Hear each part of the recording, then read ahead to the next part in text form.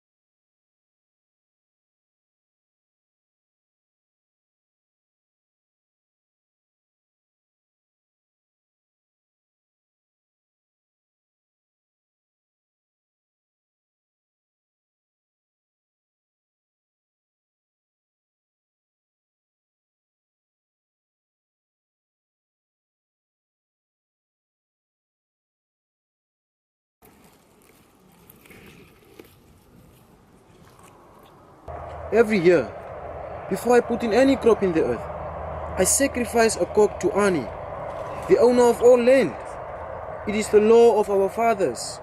I also kill a cock at the shrine of Ifejuku, the god of yams. I clear the bush and set fire to when it was dry. I sow the yams when the first rain has fallen and stake them when the young tendrils appear. I weed. Hold your peace! You've offended neither the gods nor your fathers.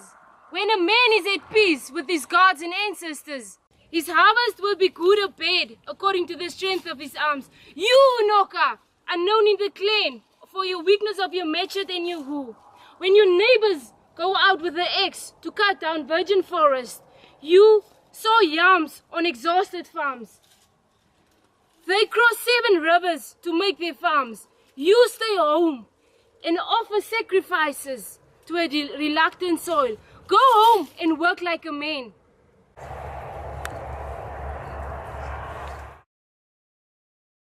Unoka was an ill-fated man.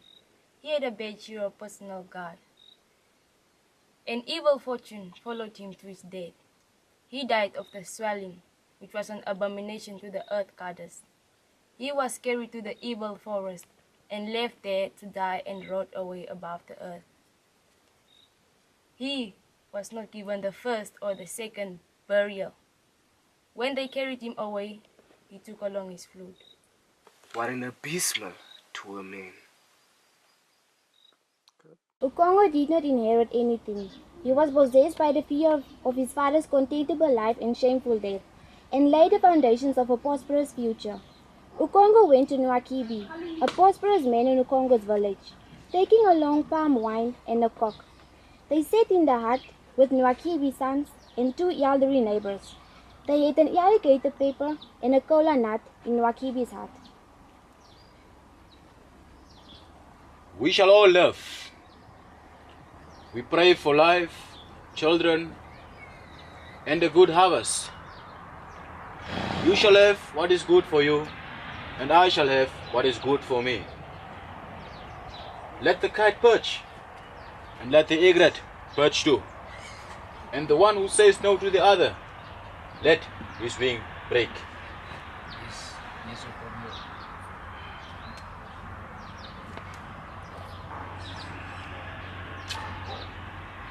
Now, Aye, I have brought you this little cola, as our people say. A man who pays respect to the great paves the way for his own greatness. I have come to pay you my respects and at the same time ask you a favor. But let us drink the wine first. Everybody thanked Ukongo and brought out their drinking skulls. First, Ukongo drank, then the group, beginning with the eldest man. Then Anasi, his first wife, going down on one knee.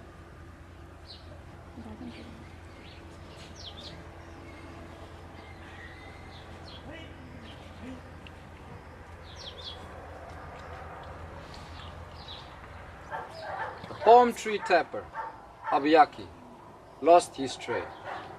But there must be a reason. A toad does not just run in the daytime for nothing. Some people say the oracles warned him that he will fall from the palm tree and kill himself. Obiaku is a very strange one. You know, I've heard when his father was not dead for a very long time.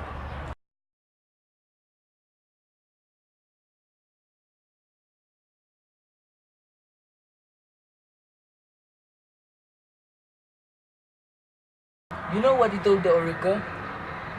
That the oracle should ask his dead father if he ever had a fowl when he was young.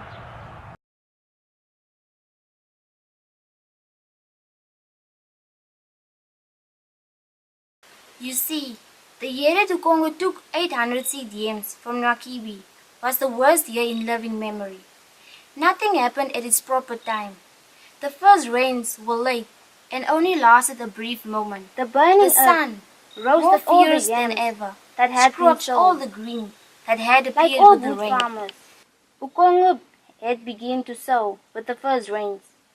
He had sown 400 seeds when the rains dried and the heat returned.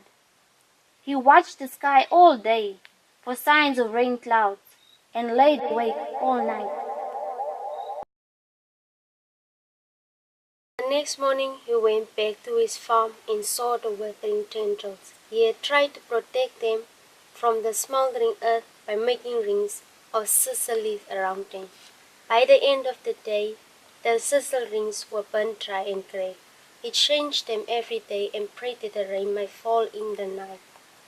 But the drought continued for 8 market weeks, and the yams were killed. Lazy farmers rejoiced inwardly that they had not planted yet.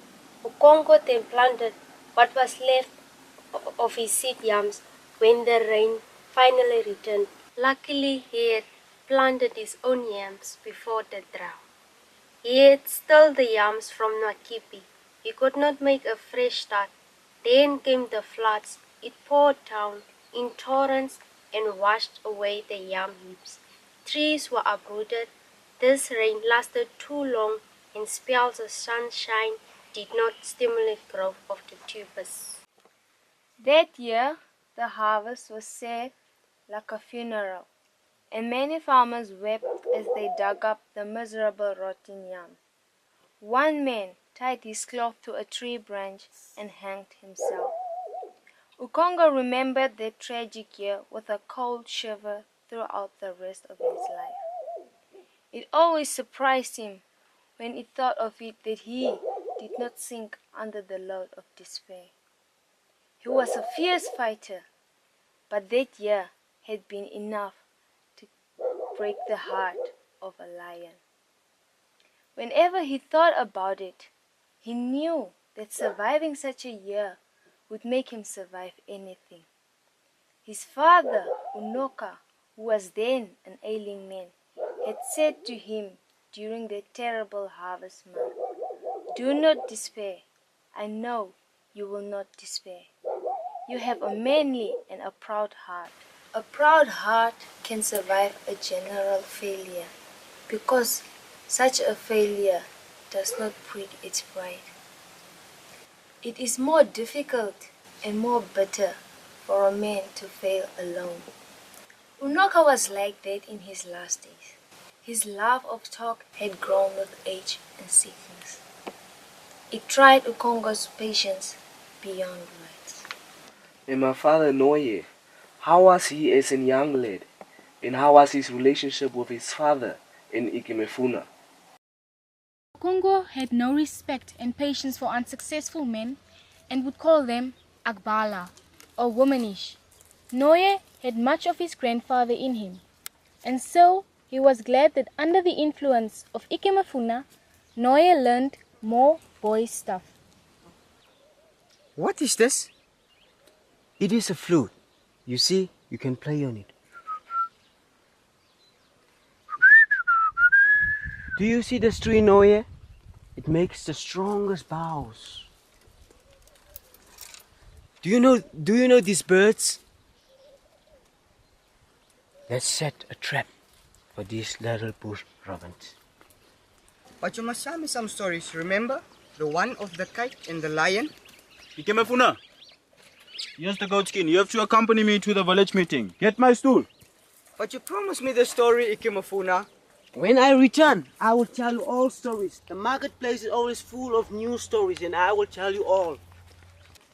When looking back now, one can say that Okongo's demise and bad fortune actually began in the week of peace, a week when there should have been peace in every household.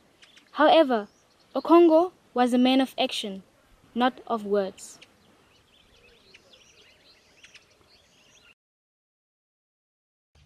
Where is Ochigo? She is going to play the air. Where is the children? They are here. They are eating with my children in the hut. Did she ask you to feed them? Yes.